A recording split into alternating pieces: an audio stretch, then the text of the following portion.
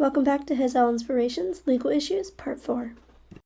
We had talked about this. We had said that it's a circuit court or the county hands down that, okay, well, you've done 3 years. We're going to just give you probation, time served for those 3 years.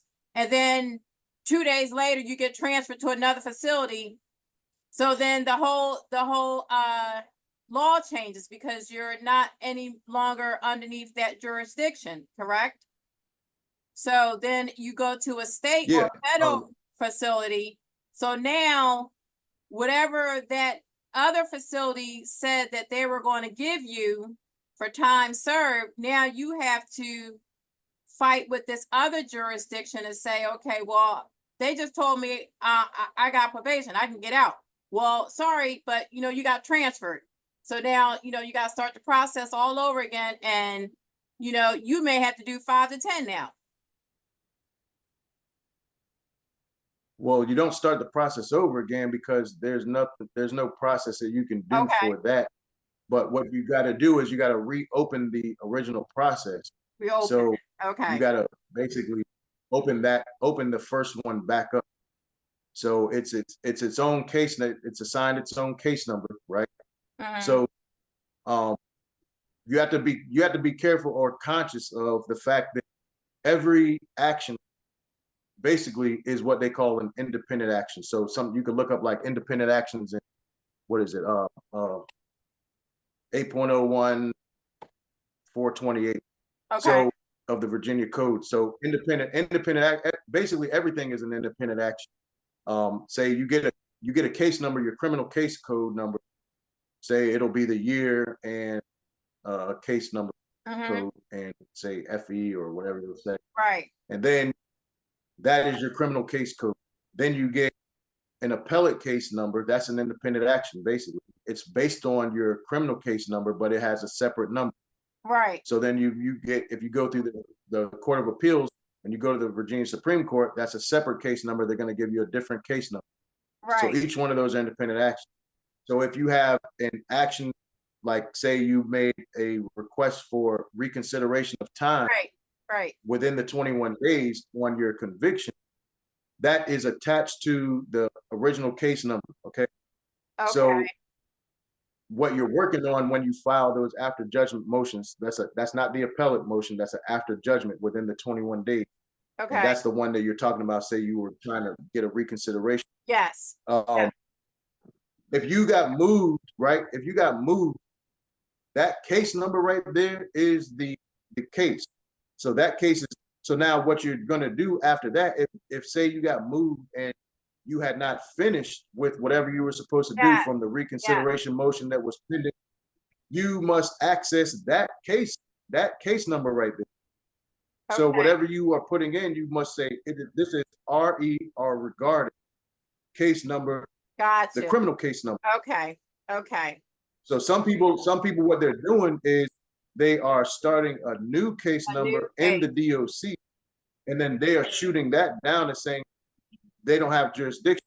Right. You don't have the right to establish that new case number about that issue from in there. So what you do is you try to go according to the old case number and you say regarding this. And this is why I want this case, this part reopened.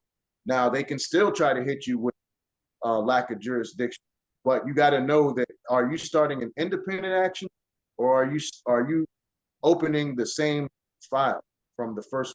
Are you starting a new folder or are you opening the old folder?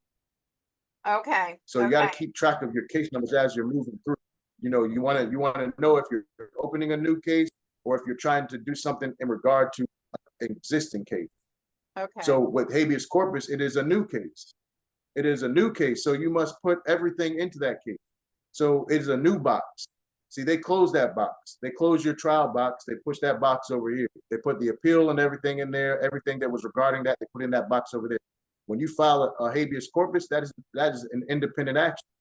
Okay. So it's really, they say it is a civil case. It is a civil case in regard to a criminal matter, but it's handled in a civil way. meaning it's by civil procedures. And civil procedures, you must permit or you must submit everything into that case yourself. It doesn't exist unless you put it in there. Okay. So yeah, some people, that explains make what that we're error, and discussing. Yes. Yes, thank you. right, they might think that they're referencing things that are not in the new box that they made. They made a new box. Now you could take the stuff that you have from that was relating to the other case, and you could put it in the new box, but you must put it in there. So now if you don't have it, now you can request that the attorney general or whatever get the transcripts or whatever, so you could put it in this new box. But they are deciding this on an independent case number. And then they're seeing, based on this civil attack that you are making, can we do something about overturning the conviction? So those are very technical matters, right? That if you're not all the way up here, you could be making errors, and they be slap boxing you around the whole time, and you won't understand what they're saying and why you're losing. Right. Because they're being particular. Right. They're using this number, and you're saying this number, and they're saying we can't do anything about that case, and you're going, right. But all habeas corpuses deal with that. But you're relying on things that's in that box, and that box is taped up. You should have made a new box, and that's what this is. You got a new case number, new box. You got to put everything in here, and you must prove that on this issue right here.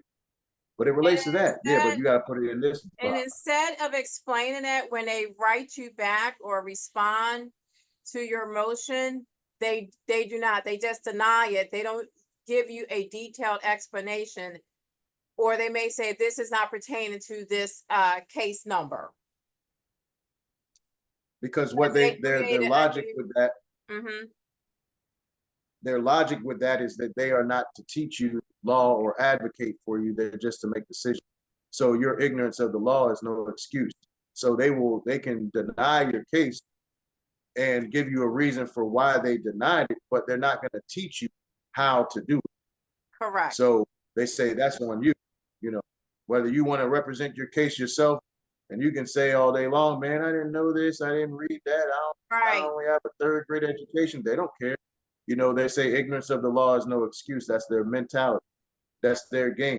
If you playing football and you run the wrong way when you catch the ball, the people don't care. That's a touchdown on the other side, or a touchback, or whatever you want to call it. But they're not going to give you points and be like, oh man, you know what? He's foreign. He didn't know that he's supposed to run this way when he caught the ball. They're going to put the points on the big board on the other side and keep on moving. Right. So that's how they look at that. But the only difference is they're playing with lives. So your ignorance of that is in their eyes no excuse. So you have to know, you have to go in at least knowing that it's a complex situation, at least knowing that, hey man, I'm not going to just resolve this by writing some stuff on a piece of paper and not know where it goes, which court it goes to, because you can jack your case all up by sending your papers to the wrong court. And another the wrong court assigns you a case number. Yeah. I mean, there's so many problems because people don't know where you're at. You don't know. You're in a jail. You don't know what court you're supposed to send it to. Some people might write straight to the United States Supreme Court. You don't know. So you might write straight to the Virginia Supreme Court, and they'll say, okay, I'll take this handwritten letter as a habeas corpus. And then they'll send you some paperwork back, and it makes it look like you're going through a legal process, but really they put a nail in your coffin because they're just trying to close the case off. And they say, well, you already filed one habeas corpus, you only get one. You get one unless you have new evidence for another, second and subsequent. So the one that you filed, you better know what you're doing when you file it. You only get to file it once? Yeah, you get one. You get one shot unless you have some other issue that could not have been known at the time that you filed the first one, or a new law that came into effect that was not in effect, then you have one. So what happens when you're trying to prove your innocence, and like you just mentioned, you filed the wrong paperwork, not knowing, because you have that lack of knowledge. And I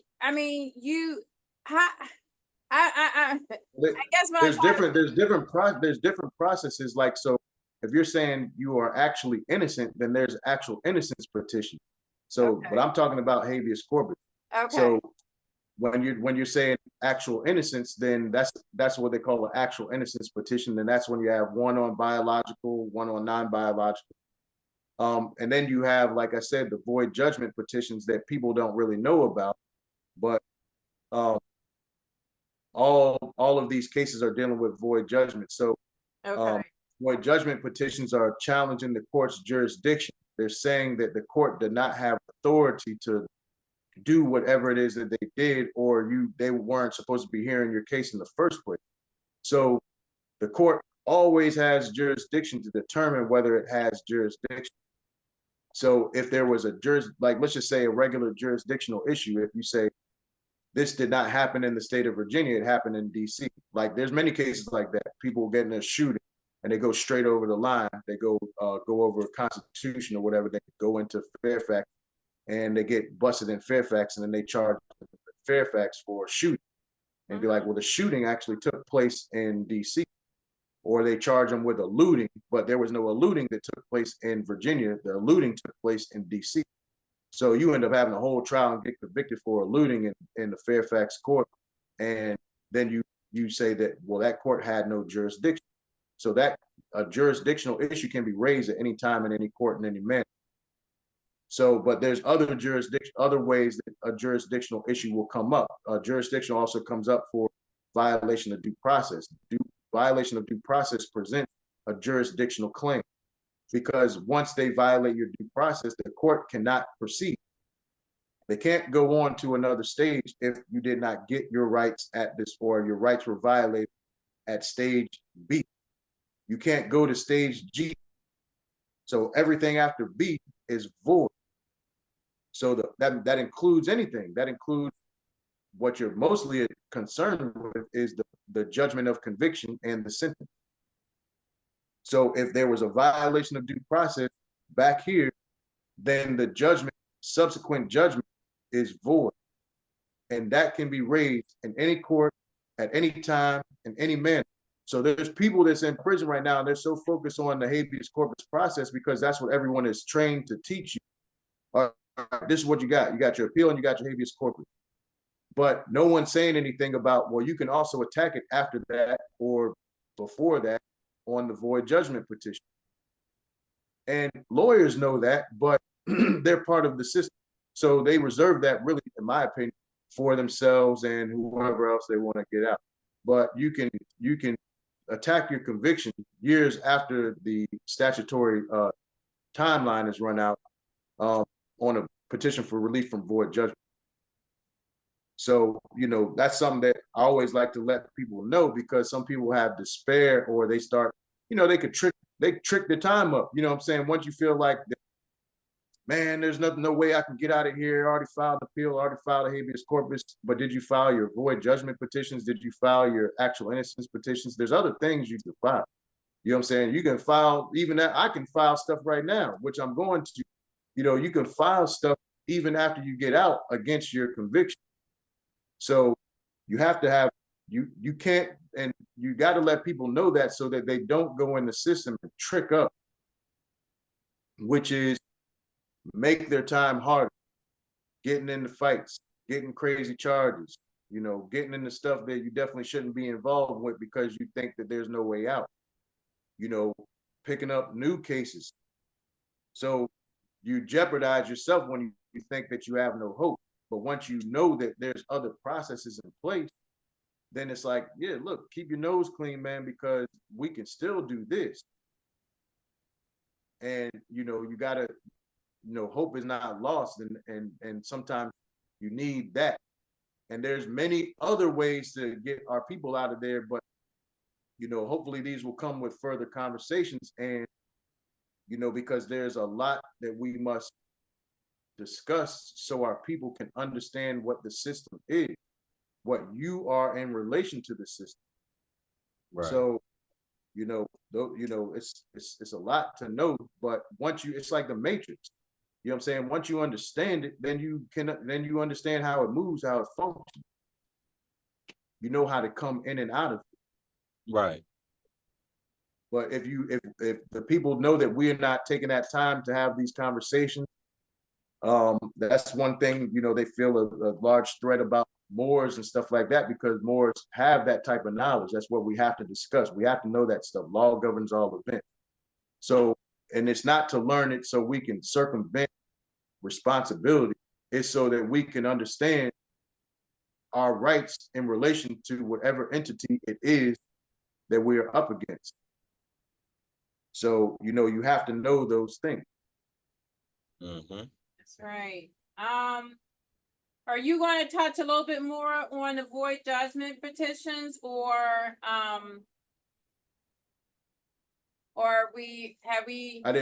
could not hear what you said. I'm sorry, are we going to touch a little bit more on the void judgment petitions? Before Yeah, we go like, to break? You know,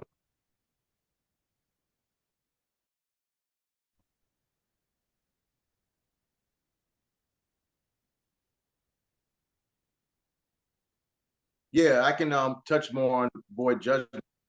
See, it's not as complicated as people think. It's actually it's the most straightforward legal petition that exists for relief. All of the other stuff is, all right, say in the state, all of the other stuff is a way to prosecute a void judgment. So even the appellate process, the habeas corpus process, they are all arguing that the judgment is void, because you're saying that the person's due process right was violated. Now, the only reason really why you should use the appellate process or the habeas corpus process, not all the way the habeas corpus, but especially the appellate process, is if it is an issue that only relates to state law or state codes or something like that. But the void judgment process is always available, and it is, in fact, what you are doing when you are saying that he wants a right to appeal, or his case should be overturned on appeal because of this violation. You're saying that the judgment is void because his due process was violated. Same thing when ineffective assisted counsel claims. The right to effective assistance of counsel is a due process right. It means you have to have that. So if you're saying that my lawyer was not effective because he didn't do this, you're saying that the judgment is void. So if you read, there's a case called I think it's Zerps versus Johnson or Johnson versus Zerps, but they explain, now they started trying to change the law or change the language later on as time went on in the United States, and some of the ways that they explain stuff in court cases. But what they explain in there is they're saying, like, if you were denied effective assistance of counsel, then the judgment is void because you cannot proceed without a lawyer that is effective. So the judgment, whatever subsequent order or judgment that the court made, is void. So you are always arguing a void judgment petition. The only difference is, let's just say, for streamlining processes or streamlining reasons, say for the order of the court, they created these codes that deal with filing after judgment motion, filing a appeal, filing a habeas corpus. And they will say, well, in order to make this more orderly so the court clerk can know where to put this paper and which court it should go to and how to rapidly get it through, we set this for your convenience. So you basically make this void judgment argument in this type of a process. But in that process, it has limitations and statute of limitations and things like that. Now, when you start doing that, you basically you're kind of hindering yourself a little bit, because you're going according to a narrower set of procedures and timeline. Now, and you might rush it, whatever. But when you're making a void judgment petition, it could be raised in any court, anytime, any manner, and it might be the exact same things that you were raising on the appeal. So, not to say that I'm encouraging people to bypass their appeal process or the habeas corpus process, but that is what all of the processes are. You're saying that the judgment is void. The only difference is that you're raising a void judgment on a petition for appeal, or you're raising a void judgment on a habeas corpus, because you're saying that the court doesn't have jurisdiction because they violated my due process at this critical stage of the proceeding. So therefore, the case has to go back to there, or it has to be thrown out. In Okay, many I cases, think in certain cases, it has to DK be had thrown a out. question for you, Ford. I wanted to ask you questions about the suppressions. Okay. Basically, how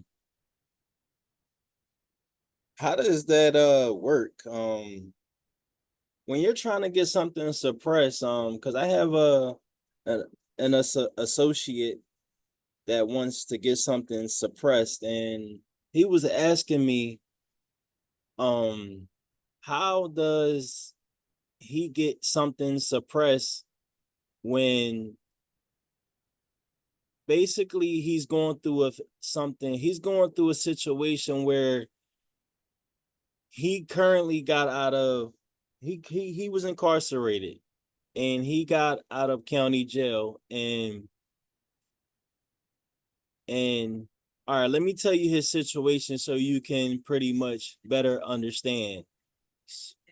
So he was incarcerated, and he took a plea deal, right? And they forced him into taking a plea deal, and he backed out of it, and basically he's going to court, and basically he's basically he's taking all his charges back. He's basically trying to not take anything. He doesn't want anything on his record.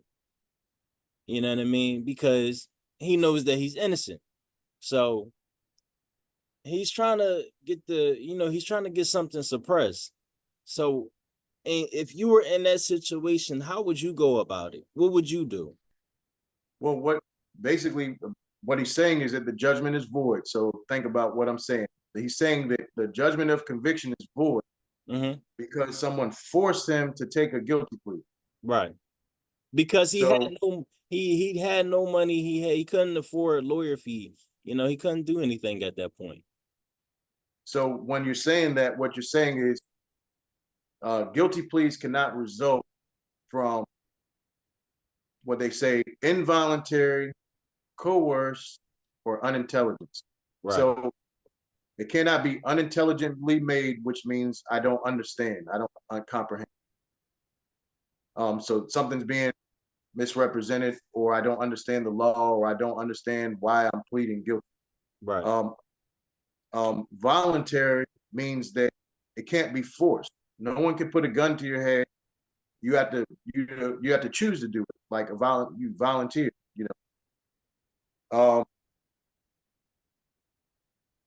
Unintelligent, coerced, or unintelligent, or voluntary.